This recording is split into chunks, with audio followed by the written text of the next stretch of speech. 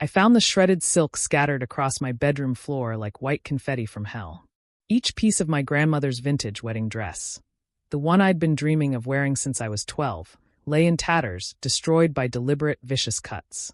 The intricate beadwork my great-grandmother had sewn by hand in 1952 was scattered like broken promises across the hardwood.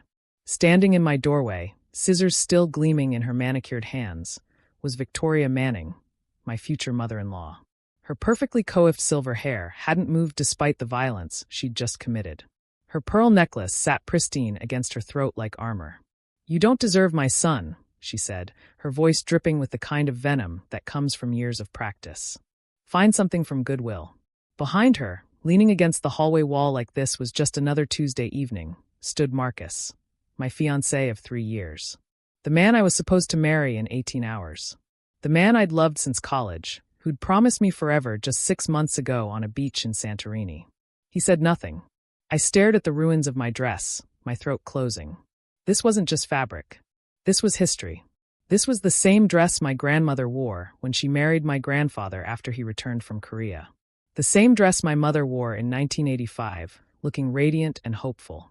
The same dress I'd been altering for months, taking it in here, adjusting the bustle there, making it perfect for tomorrow. "Victoria," Marcus finally said, his voice weak and uncertain. That was her grandmother's dress. Was, she emphasized, stepping delicately over a piece of silk. "Now it's trash. Just like this engagement should have been from the beginning." That's when something inside me shifted. Not broke, shifted. Like a gear clicking into place. I'd spent 3 years walking on eggshells around this woman. 3 years of enduring her passive-aggressive comments about my job as a graphic designer being cute, but not substantial. 3 years of listening to her tell anyone who'd listen that Marcus was settling, because I wasn't from the right family, didn't have the right connections, didn't wear the right clothes. I'd bitten my tongue when she insisted on inviting 200 of her country club friends to our wedding while cutting my guest list to 50. I'd smiled politely when she changed our reception venue without asking. From the botanical garden I'd dreamed of to her stuffy country club. I'd even accepted her demand that we use her wedding planner instead of the one I'd hired and paid for. But this was war. "Get out," I said quietly. Victoria's eyebrows rose in mock surprise. "Excuse me? Get out of my apartment. Now." She laughed, a sound like breaking glass. "Your apartment? Darling, Marcus pays the rent here. Technically, this is Manning family property." I looked at Marcus, waiting for him to correct her. Waiting for him to remind his mother that both our names were on the lease, that I paid half of everything, that this was our home. He looked at his shoes. That's when I knew I wasn't just losing a dress tonight. I was losing everything I thought I knew about the man I was going to marry. "You're right," I said, walking to my closet. "This is Manning property. But these clothes? These are mine." I pulled out a suitcase and started packing. Not tomorrow's honeymoon clothes. Those could burn with everything else. Just the essentials. My laptop, my portfolio, my birth certificate, my passport. The things that mattered. "What are you doing?" Marcus asked, finally finding his voice. "Leaving." "You can't leave. The wedding is tomorrow. The church, the caterers, the flowers. The wedding you never wanted me to have," I said, folding my favorite sweater. "The wedding your mother planned in her venue, with her guest list, wearing a dress she apparently didn't want me in anyway." Victoria's smile was triumphant. "Finally showing your true colors, aren't you? Running when things get difficult. Marcus deserves better." I zipped the suitcase and turned to face them both. Marcus looked panicked now, like he was finally realizing what was happening. Victoria looked victorious, like she'd won some game I didn't even know we were playing. "You're absolutely right," I told her. "Marcus does deserve better. He deserves a mother who doesn't destroy priceless family heirlooms out of spite. He deserves a partner who won't stand by and watch it happen. He deserves honesty and courage and loyalty." I walked past them both, suitcase in hand. Unfortunately, he's not going to get any of that from either of us. "Sophia, wait." Marcus called as I reached the front door. "We can fix this. I'll buy you a new dress. We can postpone. There is no we anymore, Marcus. There probably never was." I left them standing in the hallway of what used to be our home and drove straight to my best friend Luna's apartment. She took one look at my face and opened a bottle of wine without asking questions. "So," she said after I'd told her everything. "What's the plan?" "Plan? Sophia," I've known you since freshman year. You don't just walk away. You plot. You strategize. You come back swinging. So what's the plan? She was right. I'd never been one to just take hits and disappear. When our college newspaper tried to bury my investigation into campus sexual assault cases, I'd taken it to the state paper and won a journalism award. When my first boss tried to steal credit for my designs, I'd quietly gathered evidence and gotten him fired. I was not a victim. I was a survivor who happened to be very, very good at playing the long game. I need to know everything about the Manning family finances, I said. Luna raised an eyebrow. Why? Because people like Victoria, they only respect one thing: power. And I'm going to show her exactly what happens when you underestimate someone who has nothing left to lose. The next morning, while my wedding was supposed to be happening, I was sitting in a coffee shop across from Marcus's younger brother, Dylan. Unlike the rest of the Manning family, Dylan had always been kind to me. He was also a financial analyst with access to information that could be very useful. I can't believe she destroyed your grandmother's dress, he said, shaking his head. And Marcus just stood there? That's not why I asked you here, Dylan. He studied my face. What do you need? I need to know about the Manning Construction Company. All of it. Dylan's expression grew serious. Sophia, your family destroyed something irreplaceable that belonged to my family. I'm not asking you to do anything illegal. I'm asking you to help me understand what I'm dealing with. He was quiet for a long moment. Then, they're in trouble. Bad trouble. The Henderson project, the luxury condos? They've been cutting corners on materials, bribing inspectors.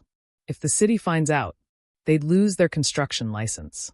Among other things, there'd be lawsuits, investigations. The company would be finished. I sipped my coffee, mind racing. Who knows about this? Just the inner circle. Marcus, Dad, Victoria, she handles the books. And me. And you've been quiet about it because? Because they're my family. Because I didn't know what else to do. He looked miserable. But what they did to you, that was unforgivable. I reached across the table and squeezed his hand. Thank you for being honest with me. That afternoon, I made 2 phone calls. The first was to investigative journalist Amanda Pierce at the city paper. She owed me a favor from my college days when I'd helped her break a story about university admissions fraud. The second was to the city building inspector's office. I'd like to report some safety concerns about the Henderson luxury development project, I told the inspector. I have reason to believe the electrical work doesn't meet code standards. By Tuesday, Amanda's story was on the front page. Local construction giant under investigation for safety violations. By Wednesday, the Manning Construction Company had been suspended from all city projects pending a full audit. By Friday, Marcus was calling me. Sophia, please. We need to talk. I met him at the same coffee shop where I'd spoken to Dylan. He looked like he hadn't slept in days. Good. The business is ruined, he said without preamble. We're looking at bankruptcy, possible criminal charges. My father's talking about losing the house. I'm sorry to hear that. You did this. It wasn't a question. I didn't treat it like one. Your mother destroyed something that belonged to my family. I destroyed something that belonged to yours. We're even. Sophia, people's livelihoods are at stake. My father built that company from nothing. Your father built that company on corruption and shortcuts that could have gotten people killed. I just made sure the truth came out before someone got hurt. Marcus leaned back in his chair, studying me like he was seeing me for the first time. I don't know you at all, do I? No, I said. You know the version of me that was trying to make your family happy. The version that stayed quiet when your mother insulted my job, my family, my clothes. The version that let her take over our wedding because keeping peace was more important than having a voice. And this is the real you? This is the version of me that exists when someone pushes too far. He was quiet for a long moment. Is there any way to fix this? Any way to fix us? I thought about that night, about him standing in the hallway while his mother destroyed something precious to me. About 3 years of choosing his family's comfort over my dignity. Where were you, Marcus? What? That night. Where were you when your mother was in our bedroom with scissors, shredding my dress? He looked uncomfortable. I was in the living room. I heard sounds.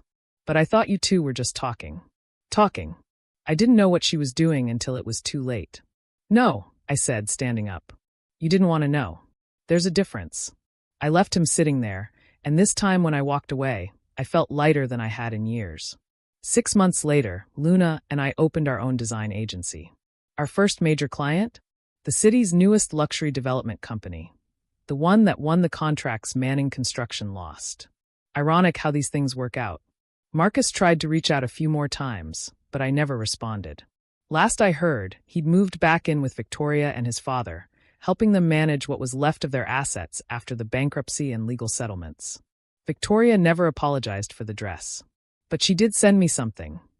A newspaper clipping of the engagement announcement between Marcus and some country club princess whose father owned a chain of hotels. The accompanying note read, "He found someone more suitable." I framed it and hung it in my office, not out of bitterness, but as a reminder. A reminder that sometimes the best revenge isn't destruction. It's building something so beautiful and successful that your enemy's attempts to diminish you become irrelevant. My grandmother's dress was gone forever.